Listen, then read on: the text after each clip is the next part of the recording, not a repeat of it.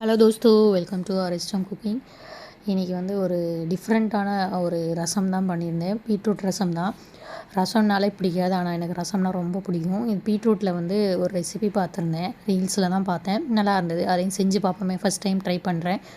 அதான் சரி, ஓகே, உங்களுக்கும் அப்லோட் பண்ணிடலாம் அப்படின்ட்டு வந்தேன்.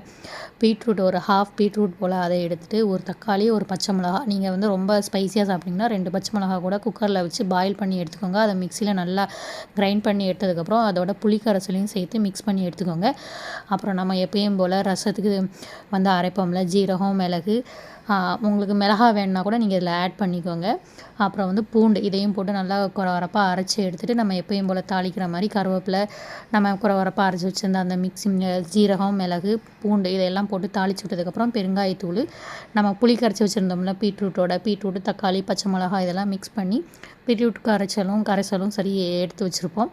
அதையும் வந்து ஆட் பண்ணி ஒரு கொதி வந்ததுக்கப்புறம் நல்லா ரொம்ப கொதிக்க விட வேண்டாம். ஒரு கொதித்து வந்தோடனே சால்ட்டையும் போட்டு கொத்தமல்லி இலையும் போட்டு தூவி இறக்கணும்னா சூப்பரான பீட்ரூட் ரசம் ரெடி ஆயிடுச்சு. நீங்களும் ட்ரை பண்ணி பாருங்கள். பாய் தோஸ்தோ.